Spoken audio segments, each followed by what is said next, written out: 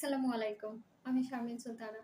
আজকে আমরা জানবো অস্টিওআর্থ্রাইটিস অথবা জয়েন্ট প্রদাহ সম্পর্কে। অস্টিওআর্থ্রাইটিস কি? অস্টিওআর্থ্রাইটিস হলো জয়েন্টের একটি ক্ষয়জনিত রোগ, যেখানে জয়েন্টে থাকা বোনসগুলোর উপরে যে কার্টিলেজগুলো থাকে, সেই কার্টিলেজগুলো ক্ষয় হতে শুরু করে।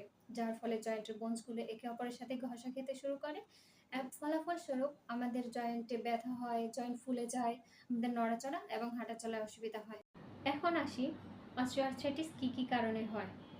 অস্টিওআর্থ্রাইটিসের কমন কারণগুলোর মধ্যে অন্যতম একটি কারণ হচ্ছে বয়স।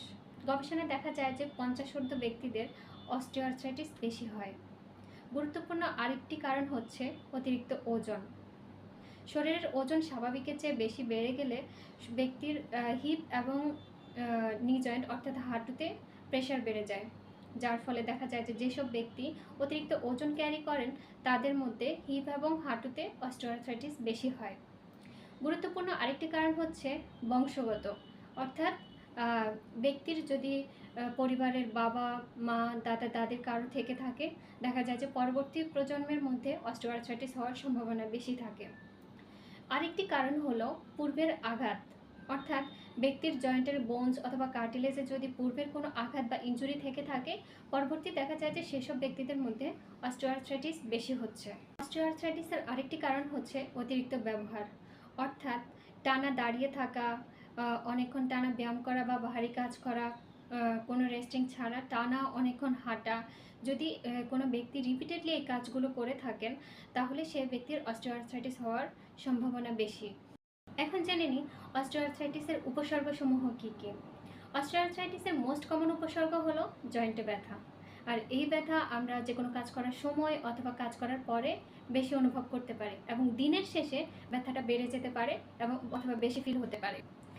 সকালবেলা অথবা বিশ্রামের পরে জয়েন্ট শক্ত হয়ে যেতে পারে, জয়েন্ট ফুলে যেতে পারে এবং স্পর্শ করলে জয়েন্টে গরম অনুভব হতে পারে। জয়েন্টের মুভমেন্ট কমে যেতে পারে এবং মুভমেন্ট করার সময় জয়েন্টে শব্দ হতে পারে। এই উপসর্গগুলো দেখা দিলে যত দ্রুত সম্ভব চিকিৎসকের শরণাপন্ন হয়ে আমাদেরকে ট্রিটমেন্ট নিতে হবে। এখন জেনে নেই কিভাবে অস্টিওআর্থ্রাইটিসকে স্লো ডাউন করা যায়। প্রথমে আমাদেরকে যেটা জানতে হবে সেটা হচ্ছে অস্টিওআর্থ্রাইটিস একটি না কিউরেবল ডিজিজ কন্ডিশন, অর্থাৎ অস্টিওআর্থ্রাইটিস সম্পূর্ণরূপে কখনোই ভালো হয় না। তবে কিছু হেলদি হ্যাবিট আছে যেগুলো রোগী মেনটেন করলে রোগী ভালো থাকতে সক্ষম হয়। তার মধ্যে উল্লেখযোগ্য হেলদি হ্যাবিট হচ্ছে নিজের ওজন নিয়ন্ত্রণ করা এবং শরীরের ব্লাড সুগার কন্ট্রোল করা এবং জয়েন্টের রেঞ্জ অফ মোশন মেনটেন করা, অর্থাৎ রেগুলার কিছু ব্যায়াম করা যেগুলো রোগীকে তার কন্ডিশনের উপর ভিত্তি করে তার ফিজিওথেরাপিস্ট শিখিয়ে দিবেন।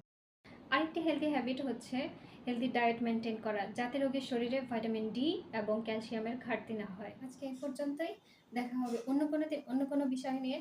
ততদিন পর্যন্ত সবাই ভালো থাকুন, সুস্থ থাকুন। আল্লাহ হাফেজ।